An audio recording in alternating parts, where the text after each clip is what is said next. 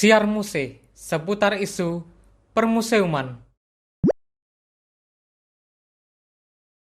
Hai Sobat Muse, kita kembali lagi di Siar Muse seputar isu permuseuman. Saya Nares dan hari ini saya akan membawakan Siar Muse hari ini. Ya Sobat Muse pasti tahu kan kalau di Museum UGM itu ada koleksi mobil formula buatan mahasiswa UGM yang berasal dari tim Bima Sakti. Nah, kali ini Museum UGM kedatangan tamu nih dari tim Bima Sakti, yaitu Mas Aditya Maheranta. Halo Mas Adit. Halo Mbak, perkenalkan teman-teman, nama saya Adit. Sekarang sudah selesai dari Bima Sakti, baru aja demisioner. Cuma sebelum ini saya ketua dari tim Bima Sakti UGM generasi 11. Berarti Mas Adit sekarang ini masih mahasiswa ya Mas? Masih, proses belum lulus. Iya, dari jurusan apa Mas kalau boleh tahu? Teknik mesin. Teknik mesin. Itu teman-teman. Jadi memang teman-teman dari teknik ini adalah teman-teman para pencipta mobil-mobil yang dibuat oleh UGM seperti itu. Nah, Mas Adit sendiri itu dulu gimana sih kok bisa masuk ke Bima Sakti, dan kenapa sih, apa menariknya dari Bima Sakti, kenapa kok Mas Adit pengen masuk kayak gitu? Ya, jadi waktu tahun 2018 masih maba. Biasa kan teknik mesin kita mabanya banyak kegiatan lah, banyak kegiatan yang harus diikutin. Nah, salah satunya adalah kita harus datang ke, atau diharapkan untuk datang ya, ke beberapa launching tim-tim yang ada anak mesinnya. Nah, tim-tim di UGM yang ada anak mesinnya kan ada Bima Sakti, ada Arjuna, Semar, dan lain-lain lah. Nah, waktu itu saya pertama kali datang itu adalah nonton launchingnya Bima Sakti. Nah, ngelihat launchingnya Bima Sakti waktu itu mereka mau berangkat ke Jepang. Nah, karena saya ngeliat, wah keren juga nih di UGM bisa bikin mobil. Kebetulan saya basicnya emang hobi otomotif. Bisa menjalankan hobi tapi di lingkungan kampus. Akhirnya nggak lama setelah mereka senior-senior dulu pulang dari Jepang, dibukalah pendaftaran. Ya saya iseng-iseng aja waktu itu daftar. Ya udah daftar, ngikutin prosesnya, ternyata keterima. Nah, dari situlah saya awal mulanya masuk Bima Sakti. Nah, dulu pertama kali di Bima Sakti itu jadi apa sih Mas? Jadi dulu saya diterima pertama itu sebagai anggota tim support untuk divisi engine. Jadi Bima Sakti itu kita kalau tahun pertama itu sebutannya tim support. Tahun pertama tim support. Kenapa tim support? Karena sebenarnya kita tuh nggak punya divisi. Jadi kita tugasnya itu untuk ngebantu semua divisi yang butuh bantuan. Cuma kita dikasih ilmu yang harus dikuasain. Nah, saya kebetulan dapat tugas untuk menguasai bidang engine, gitu, bidang permesinan. Jadi saya tim support bagian engine, dan di tahun kedua saya masuk jadi anggota tim engine, gitu. Oh, berarti bisa ini ya Mas, kayak misalnya di Bima Sakti itu nggak harus sampai selesai gitu, bisa mengundurkan diri gitu ya? Bisa sebenarnya. Jadi kita Bima Sakti itu sistemnya kontrak 2 tahun. Jadi setelah masuk pertama, daftar, diterima, kita kontrak 2 tahun. Setelah itu mau perpanjang itu sifatnya voluntary, sukarela. Oh, iya. Berarti sekarang perpanjang nggak Mas? Kan udah. Nggak, saya pengen lulus. Oke. Udah perpanjang 2 tahun. Oh berarti, udah 4 tahun ya Mas berarti. Selama di UGM di Bima Sakti terus gitu ya. Terus selain di Bima Sakti, kesibukannya Mas Adi itu apa sih Mas? Paling aktif di himpunan ya, di keluarga mahasiswa teknik mesin, sama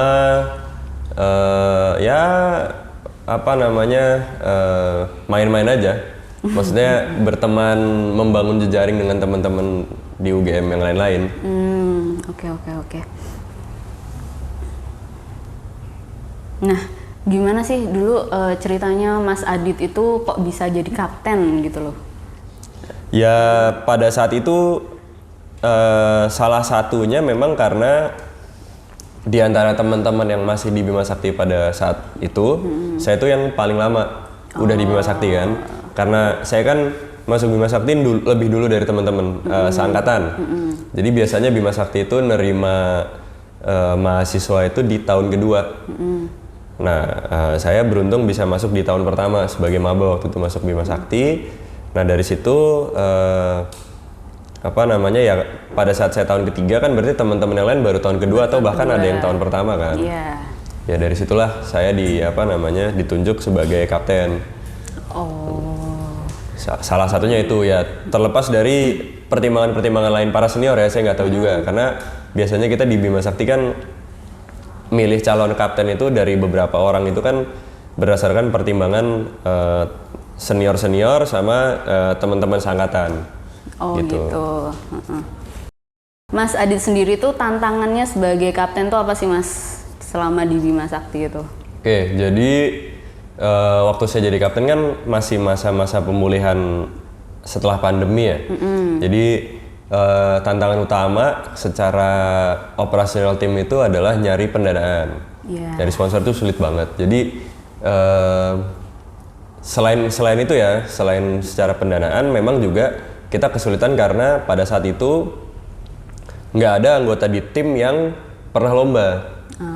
Jadi secara gimana kita mempersiapkan lomba, gimana caranya kita ngirim mobil ke luar negeri dan lain sebagainya itu kan harus belajar ulang. Memang senior-senior masih mau bantu, masih mau ditanya-tanyain, tapi kan kita tetap harus ngelakuin sendiri. Jadi itu sih tantangan yang berat juga. Nah cerita sedikit, waktu kita mau berangkat lomba itu bahkan H-2 minggu lomba itu kita kayak masih kurang pendanaan sekitar 200 juta. Wah. Itu H-2 minggu. Jadi sebenarnya waktu itu kita mau berangkat ke Belanda itu hampir mustahil sebenarnya. Iya. Cuma ya kuasa Tuhan kita nggak tahu, tiba-tiba dapat sponsor, berangkat lah. Iya. Keren sih tapi kayak berarti Mas Adit itu jadi kapten itu tahun 2021. Berarti waktu itu kan pandemi banget ya Mas. Berarti emang sebelum yang di Belanda ini perlombaan-perlombaannya itu kalau dulu-dulu kan kayak perlombaan keluar kayak gitu. Nah, ketika masanya Mas Adit dan mungkin tahun 2020 itu aktivitasnya Bima Sakti itu apa sih Mas? Oke, jadi kita lomba offline terakhir ya, lomba ke luar negeri terakhir itu tahun 2019 kan. Nah, 2019 itu ke Jepang, terus 2020 mulai pandemi kita waktu itu kan masih berharap nih bisa lomba di akhir tahun. Ternyata kan pandeminya lebih panjang dari perkiraan waktu itu yang katanya cuma 2 minggu ternyata jadi 2 tahun kan. Nah kita akhirnya ikut lomba itu online. Kita ikut lombanya itu kebanyakan online. Jadi presentasi gitu modelnya itu kita 2 kali ikut di Australia sama di India. Nah itu puji Tuhannya dapat juara juga. Dan kegiatan selain itu ya ini ngerestorasi mobil ini untuk ditaruh di Museum UGM. Oh, berarti Mas Adit ini ikut serta dalam proses masuknya mobil Bima Sakti generasi pertama ini di Museum UGM ya Mas? Ya. Boleh diceritain nggak sih Mas dulu kondisinya mobil ini ketika sebelum dibawa ke Museum UGM tuh kayak gimana gitu? Oke, jadi mobil ini kan mobil pertama kita ya dari 2010. Nah, mobil ini tuh kita taruh di bengkel itu nggak pernah kita sentuh. Udah bahkan mungkin beberapa orang nggak ngeh kalau ada mobil ini di bengkel. Gitu.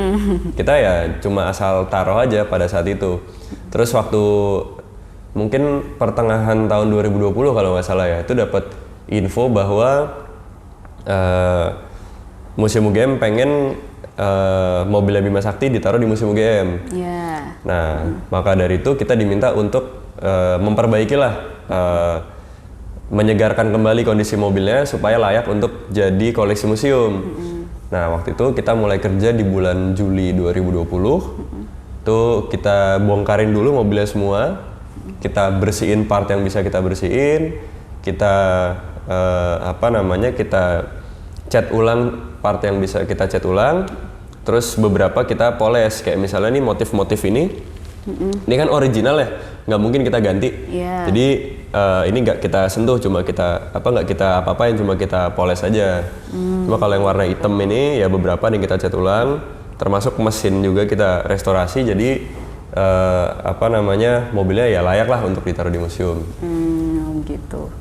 Itu berapa lama sih Mas ngerestorasi mobil ini gitu? Waktu itu prosesnya mungkin hampir 1 bulan ya. Sebulan. Hampir 1 bulan. Itu dikerjakan kurang lebih berapa orang gitu sih Mas? Kita waktu itu ngerjain ini sekitar 15 orang. 15 orang. Wah, keren kan Sobat Muse. Kayak.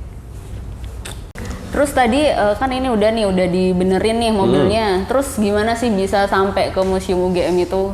Proses dari transportnya atau gimana gitu? Ya, kita ini sih waktu itu emang disediain angkutan dari Museum UGM, kita dijemput di bengkel di Fakultas Teknik, dibawa ke sini. Nah, karena ini kan mobil pertama kita dan emang teknologinya jauh lah dibandingkan sama mobil-mobil yang sekarang. Jadi secara bobot juga ini kan signifikan lebih berat daripada yang sekarang. Yaitu harus ngangkat-ngangkat. Apalagi nih pintu yang di ruangan sini nih mungkin teman-teman nggak bisa lihat ya. Ini pintu yang ini kan kecil. Iya, relate banget sih Mas, karena kemarin itu kan ini mobil Bima Sakti sempet dipinjam untuk PPSMB-nya di teknik dan dipakai buat Galax juga kan Mas. Ini teman-teman dari Bima Sakti dan dibantu sama teman-teman museum itu juga masukinnya susah ya. Ngangkatnya keluar dan masukin itu udah ngos-ngosan banget gitu, kayak hari berikutnya pada aduh sakit punggungnya, pada jadi tua semua kayak gitu kan. Jadi kayak emang berat banget ya Mas. Luar biasa. Jauh. Ini mungkin ini bisa 2 atau 2,5 kali lebih berat daripada mobil kita yang sekarang. Wah, tapi emang apa sih Mas yang bikin beda sama mobil-mobil yang sekarang itu? Bahan sih. Bahan sama kemampuan perancangannya teman-teman ya. Maksudnya ini pertama kali kita bikin. Kita waktu itu Bima Sakti belum tahu gimana cara ngerancang komponen yang ringan tapi kuat. Jadi waktu itu yang penting kuat dulu kan. Gitu. Kalau sekarang banyak komponen-komponen yang bisa kita rancang ringan tapi kuat. Jadi ngurangin bebannya lumayan jauh dibanding pertama kali kita bikin. Iya sih. Tapi ini menarik banget sih Mas Bima Sakti ini kan dia dulu tuh kenapa sih kayak dia menjadi mobil formula pertama buatan mahasiswa di Indonesia kan Mas. Dan waktu itu kan belum ada lomba-lomba sejenis kayak gitu. Nah sampai sekarang itu apakah lomba-lomba sejenis di Indonesia itu udah ada atau sebenarnya masih nggak ada? Jadi kayak selalu ke luar negeri gitu. Kalau yang sejenis ada sebenarnya, mirip bukan sejenis tapi berkiblat pada Formula Student itu ada beberapa lomba tapi khusus mobil listrik. Nah kita kan Bima Sakti bukan mobil listrik, jadi kita nggak bisa ikut. Kita nggak bisa ikut di lomba-lomba yang ada di tingkat nasional ini dan memang standarnya juga nggak setinggi Formula Student yang di luar negeri. Gitu. Cuma ada rencana, memang ada wacana katanya mau ada Formula Student di Indonesia. Nah itu sedang dirancang sama beberapa alumni yang pernah berkegiatan di tim-tim serupa Bima Sakti. Jadi kita punya teman-teman dari kampus-kampus lain di Indonesia bersama dengan teman-teman alumni UGM juga, itu beberapa ada yang mulai ngerancang untuk bikin event Formula Student di Indonesia. Nah ini kan Bima Sakti lombanya langsung ke luar negeri gitu ya Mas. Terus teman-teman itu belajarnya gimana sih Mas? Kan kayak contohnya aja nggak ada. Belajar apa nih? Belajar gimana membuat mobil formula yang nggak cuman bisa dilombakan di sini kayak gitu. Jadi sebenarnya untuk belajar bikin mobil Formula Student ya, itu udah banyak banget buku sama paper yang dipublish dan bisa diakses di internet semua. Jadi kita teman-teman Bima Sakti kebanyakan belajarnya dari situ. Selain dari senior juga ya. Cuma kebanyakan ilmunya dapat dari itu. Literatur-literatur yang memang udah publish gitu. Oh iya, untuk Bima Sakti itu kan kayak tiap tahun selalu ada lomba gitu, ikut lomba gitu kan Mas. Itu kayak misalnya dari persiapan sampai ke lomba itu prosesnya gimana sih Mas? Berapa lama kayak gitu? Kalau persiapan, kalau kita hitung dari bikin mobil ya, itu biasanya kita mulai 1 bulan setelah lomba. Jadi setelah kita pulang lomba, kayak kemarin ini pulang dari Belanda, 1 bulan itu kita fokus pakai untuk pergantian kepengurusan satu pergantian kepengurusan, dua untuk penerimaan anggota baru. Sebulan, setelah 1 bulan kita mulai ngerancang mobil. Nah, ngerancang mobil itu prosesnya sekitar 1 bulan lagi, 1-2 bulan lah. Nah, setelah ngerancang kita mulai bikin mobil. Nah, proses membangun mobil itu plus minus 9 bulan.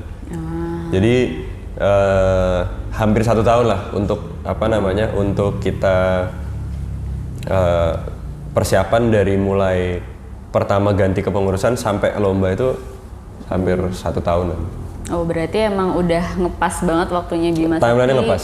Timeline-nya tuh udah tertata gitu ya, Mas. Iya, dan itu sebenarnya praktek yang umum dilakukan sama teman-teman komunitas di UGM. Jadi kebanyakan teman-teman komunitas di UGM, baik itu Bima Sakti maupun komunitas-komunitas lain, kita timeline itu kita sesuaikan dengan lomba, dengan jadwal lomba gitu.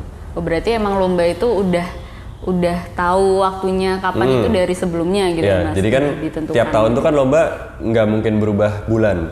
Biasanya kan paling berubah tanggal aja.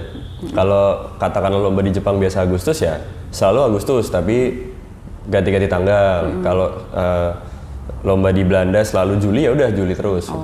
Oh, berarti lomba yang di Belanda, di Australia, di Jepang kayak gitu itu event yang berbeda ya Mas, bukan satu event yang cuman beda tempatnya aja gitu ya Mas. Jadi bisa dibilang gitu ya. Jadi Formula Student itu kan cabangnya ada di mana-mana nih. Lombanya ada di mana-mana. Di Eropa tuh mungkin ada lebih dari 10 negara. Terus ada di Australia, ada di Amerika dan lain sebagainya lah. Termasuk Jepang juga. Nah, lombanya sih berdiri sendiri-sendiri. Panitianya nggak punya koneksi ke panitia event yang lain. Tapi karena di bawah satu standar yang sama, nanti di akhir tahun tuh ada keluar ranking dunia. Nah, ranking dunia itu diambil dari akumulasi poin dari berapa lomba yang diikutin per tahun di rata-rata. Seperti itu. Oh, berarti sebenarnya ini kemarin kan ikut yang di Belanda. Sebenarnya di Jepang pun ada lombanya juga. Ada. Cuman Bima Sakti ikutnya yang di Belanda kayak gitu. Dan Bima Sakti ini selalu jadi wakilnya Indonesia gitu ya Mas. Kayak nggak ada mobil lain gitu atau ada sebenarnya? Jadi sebenarnya di Indonesia sendiri tim Formula Student itu ada beberapa ya. UGM tuh kita punya 2 tim Formula Student, ada Bima Sakti sama Arjuna. Terus teman-teman dari UNY juga punya, UI juga punya, UII juga punya, UNS. Bahkan saya dengar juga katanya ITB baru mau bangun timnya. Jadi kita sebenarnya di Indonesia ada banyak tim Formula Student, tapi selama pandemi ini ya yang sudah lomba ke luar negeri baru Bima Sakti. Kalau yang ikut lomba secara online banyak. Kemarin selama pandemi yang ikut lomba secara online hampir semua tim ikut lomba secara online. Nah, cuma yang ikut lomba secara offline setelah pandemi ini baru Bima Sakti. Gitu. Kan biasanya kita sama tim-tim Indonesia yang lain bareng-bareng berangkat ke Jepang nih rame-rame. Nah, karena kondisinya COVID, masing-masing tim punya dinamika yang berbeda-beda. Jadi kita belum bisa bareng-bareng lomba lagi kayak dulu-dulu. Oh, berarti yang dulu-dulu tim-tim lain pun itu ikut ya Mas, udahan? Iya, udah. Yang di Jepang itu hampir semua tim yang tadi saya sebutin itu udah pernah ikut. Oke. Ya, Mas Adit, Bima Sakti ini kan udah sampai generasi ke-11 ya Mas? Iya. Berarti sekarang Mas Adit itu kaptennya yang generasi 11? Iya, saya kapten generasi 11. Itu kalau dari generasi 1 ke generasi 11 itu kayak bedanya, kayak perubahan-perubahannya itu apa aja sih Mas? Oke, mungkin kalau perubahan secara drastis sih bisa kita bilang terjadi di generasi 5 atau 6 ya. Saya lupa, mungkin kalau nggak 5, 6 itu pertama kalinya kita pakai front wing sama rear wing. Jadi pakai sayap tuh mobilnya. Nah itu kita tuh tim Formula Student pertama di Indonesia yang pakai teknologi itu. Itu juga ngembanginnya agak gampang. Banyak perhitungannya cukup rumit. Banyak perlu software yang diperlukan. Terus kerjasama dengan banyak pihak juga untuk bisa membuat si front wing dan rear wing ini nyata lah di mobil kita gitu. Emang itu ngaruhnya apa sih Mas si sayap itu? Nah, sayap itu sebenarnya fungsinya adalah kebalikannya sayap pesawat. Kalau sayap pesawat kita pakai untuk terbang, kalau sayap di mobil kita pakai supaya mobil itu semakin nempel sama tanah. Jadi gampangannya itu adalah sayap pesawat yang dibalik. Oh, oke. Nah, kalau kita bisa lebih nempel sama tanah, berarti kita bisa ngebut, bisa belok dengan kecepatan lebih tinggi. Nah, kalau kita bisa belok, kita bisa lari di track dengan kecepatan lebih tinggi, berarti kita bisa dapat time atau waktu yang lebih bagus. Nah, jadi intinya itu sebenarnya. Nah, terus selain itu apa lagi sih Mas kayak Nah, yang agak drastis juga akan terjadi sebenarnya di tahun depan, tahun 2023. Jadi ada spoiler nih. Kita di tahun 2022 ini kita mulai untuk riset hybrid. Riset hybrid. Hybrid itu apa sih? Jadi mobil itu setengah biasa pakai mesin bakar, pakai mesin motor, setengahnya kita pakai listrik. Jadi mobil itu punya 2 sistem penggerak. Saat diperlukan bisa listrik, saat listrik yang nggak diperlukan bisa pakai bensin, terus bisa dikombinasi untuk ningkatin power si mobil. Oh, keren sih, biarpun aku nggak paham. Keren. Terus apalagi nih Mas tadi yang perubahan-perubahan ininya? Kalau perubahan yang kecil-kecil di mobil mungkin ya contohnya kayak komponen suspensi. Kita tiap tahun ada improvement, selalu lah tiap tahun tuh pasti ada improvement. Ya kelihatannya per tahun tuh bedanya dikit banget, nggak kelihatan ada beda. Cuma kalau lihat dalam rentang waktu 10-11 tahun ya beda banget konstruksinya. Tapi itu perubahan kecil-kecil. Terus kayak bentuk rangka, bentuk bodi, semua mengalami perubahan, tapi setiap tahun minor, lama-lama kelihatan beda jauh. Oke. Nah, ngomongin tentang kemarin kan habis lomba di Belanda nih Mas Adit. Itu apa aja sih Mas? Kan katanya bawa banyak penghargaan nih. Itu apa aja sih? Jadi kita sebenarnya dapat 2 penghargaan ya. Satu dapat juara 1 untuk kategori business plan. Jadi business plan itu kita memposisikan diri seandainya Bima Sakti itu adalah perusahaan mobil. Nah, kita ide bisnisnya apa nih yang kita jual ke investor? Yes. Itu kurang lebih seperti itu. Nah, itu kita dapat juara 1 untuk business plan. Terus kita dapat Golden Fighter Award. Nah, Golden Fighter Award ini ibaratnya tuh novelties ya. Jadi bukan award yang utama, tapi award ini dibikin khusus untuk Bima Sakti karena panitia pada tahun ini melihat Bima Sakti itu punya semangat juang yang tinggi gitu. Jadi tahun sebelumnya nggak ada Golden Fighter Award itu. Nah, tahun ini baru dibikin untuk Bima Sakti. Kenapa kita bisa dapat Golden Fighter Award? Jadi sebenarnya waktu kita pertama kali datang, kita masuk ke tahap inspeksi mobil, kita tuh nggak lulus. Jadi mobil itu terancam tidak bisa diikutkan lomba pada tahun ini. Karena dari 145 item yang diinspeksi, kita cuma lolos 8. Nah, buat kebanyakan orang, 8/145 itu kan mustahil untuk dikejar dalam waktu 2 atau 3 hari gitu loh. Dan kita waktu itu cuma mikir kayak gini, panitia udah bilang bahwa kalian yang penting pokoknya kalian yang penting jangan stay di tenda, jangan stay di pedok, cobain aja memperbaiki mobil kalian semaksimal mungkin kalian. Yang penting tahun ini kalian dapat feedback, siapa tahu tahun depan kalian bisa lomba di sini lagi. Nah, namanya kita udah jauh-jauh, udah ngerjain mobil susah-susah, dibilang sama juri kayak gitu kan panas dong. Akhirnya waktu itu saya dan teman-teman itu di situ bikin janji pokoknya gimana caranya mobil ini kita udah jauh-jauh ke Belanda, tahun ini juga event ini juga harus bisa dipakai lomba di sini. Ya udah, dari situ kita mulai perbaikan sedikit demi sedikit. Ternyata di saat kita percobaan kedua untuk inspeksi, kita udah bisa lolos 130-an sekian item. Wah, keren banget. Nah, di situ juri-juri pada bingung. Gimana caranya kalian bisa nyelesain segini banyak masalah gitu. Ya kita juga nggak tahu, ajaib aja gitu tiba-tiba selesai, sisa 11 item. Nah 11 item kan nggak banyak gitu, kita tinggal perbaikin yang minor-minor, beres, lolos inspeksi, udah kita lomba. Nah karena saking banyaknya hal yang harus kita perbaikin di mobil, itu kan kurang lebih kayak kita hampir bikin mobil baru di Belanda itu, dengan alat yang terbatas, dengan resources yang terbatas juga. Nah dari situlah juri-juri ngeliat bahwa Bima Sakti ini mengingatkan sebenarnya arti dari Formula Student itu apa gitu. Bukan soal kita bikin mobil paling bagus, bukan soal kita bikin mobil paling kencang, tapi soal bagaimana kita sebagai mahasiswa yang bergerak di bidang Formula Student ini itu menguasai mobil kita 100%. Jadi saat ada kerusakan, saat ada kendala, kita bisa selesaikan semua. Nah itu ditunjukkan sama Bima Sakti di level yang sangat ekstrim gitu. Yes. Bahkan Keren banget sih. bahkan sebelum lomba aja, sebelum kita jalan, kan mobil diinspeksi ulang lagi sama juri.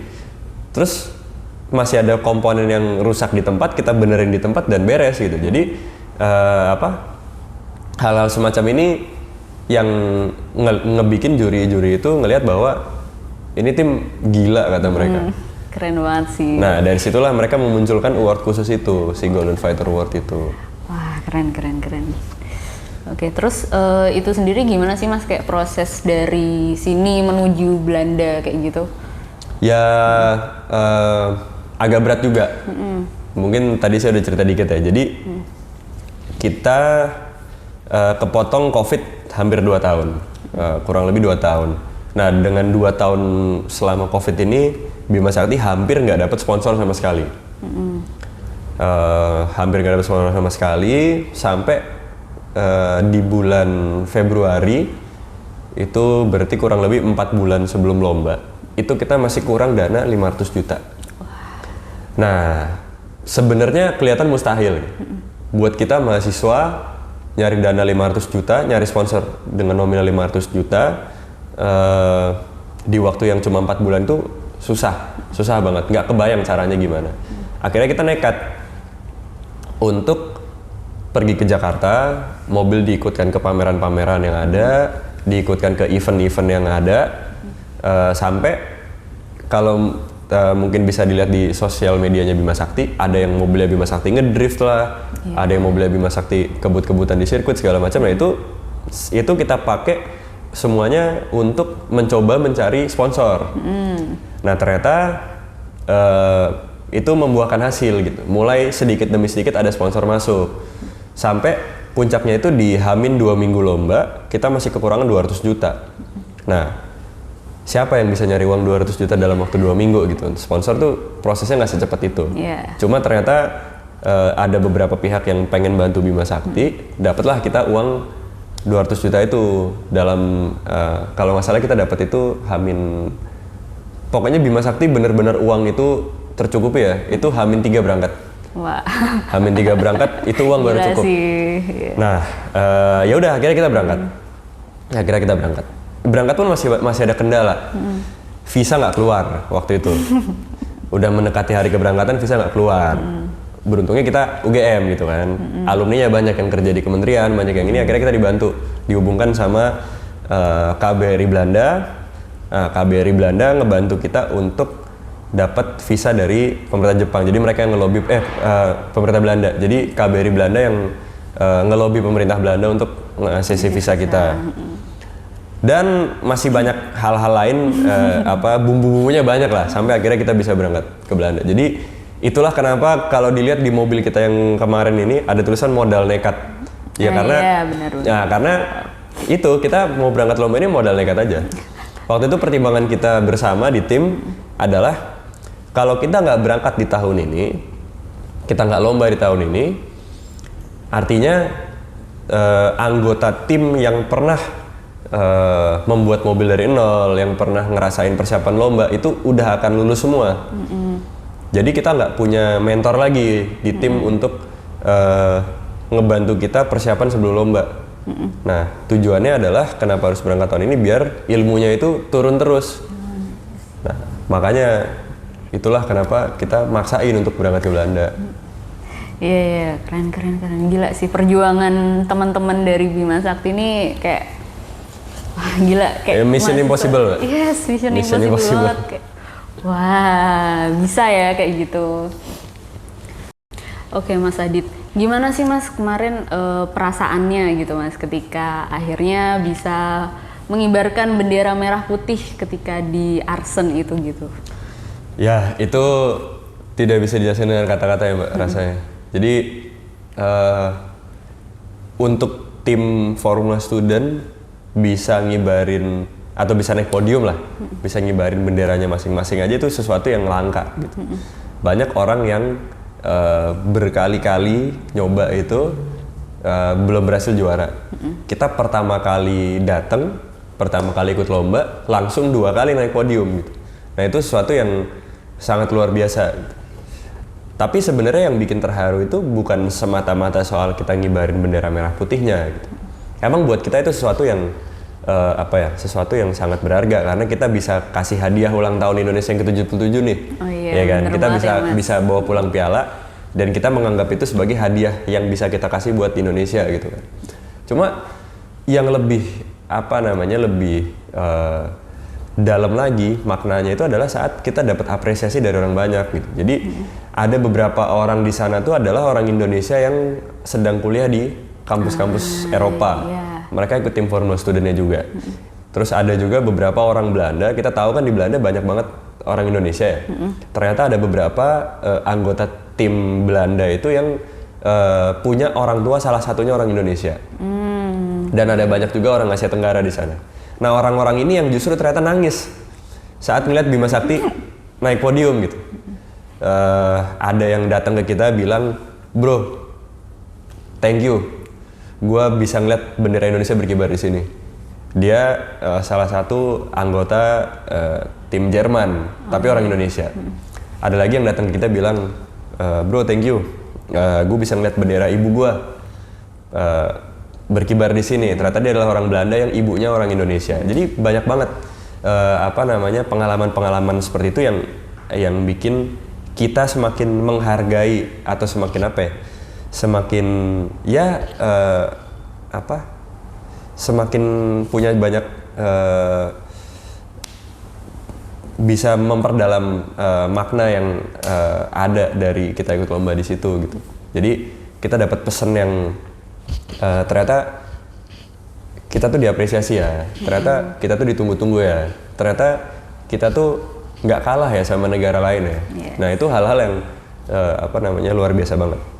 Dan nggak cuma juaranya aja Mbak, sebenarnya buat kita bisa ngelihat tim-tim Eropa langsung depan mata aja udah luar biasa. Karena kita bikin mobil selama ini kan berkiblatnya ke mereka. Ternyata tim-tim yang selama ini yang selama ini kita berkiblat ke mereka, kita jadi bisa berkompetisi sama mereka, malah kita bisa menang ngelawan mereka gitu. Nah itu luar biasa banget rasanya. Iya, keren banget sih Mas cerita perjuangan tim Bima Sakti ketika berlomba baik dimanapun itu kayak gitu Sobat Muse. Untuk Mas Adit sendiri nih untuk closing statement aja ya, ada nggak sih Mas pesan-pesan untuk mahasiswa teman-teman dari UGM ataupun teman-teman dari tim-tim lain kayak gitu yang mau disampaikan kayak gitu? Ya mungkin secara general ya, secara membuat mahasiswa UGM semuanya, jangan takut untuk berkarya, jangan takut untuk punya mimpi besar di UGM. Bima Sakti bisa lomba ke Eropa di tengah pandemi, itu sesuatu yang kelihatannya sangat mustahil. Tapi akhirnya tercapai dan kita malah bisa juara. Jadi nggak ada mimpi yang terlalu besar di UGM. Mungkin itu sih. Ya, gitu Sobat Muse. Ya demikian Sobat Muse, Siar Muse hari ini yang ditemani oleh Mas Adit. Makasih banyak ya Mas udah menyempatkan untuk datang ke Museum UGM. Sama-sama, senang bisa diundang ke Museum UGM. Iya, dan ternyata kayak kita baru tahu kalau Mas Adit ternyata ikut merestorasi pertama kali masuk Museum UGM si mobil Bima Sakti ini di Museum UGM. Keren banget ternyata. Nah Sobat Muse jangan lupa untuk tahu lebih banyak tentang Bima Sakti, jangan lupa follow Dan lihat terus di Instagramnya Bima Sakti di apa Mas? @bimasakti_ugm. Oh ya, dan juga jangan lupa jangan sampai ketinggalan informasi Museum UGM di @museumugm. Ya, sekian Sobat Muse, Siar Muse hari ini. Mas Adit, ini kita di museum itu kita punya jargon nih. Wih, kayak gimana tuh Mbak? Ya, ntar kalau misalnya aku bilang salam Sobat Museum, nanti Mas Adit ngikutin museum di hatiku, gitu ya Mas. Siap. Oke, jadi Sobat Muse, salam Sobat Museum, museum di hatiku. Bye-bye.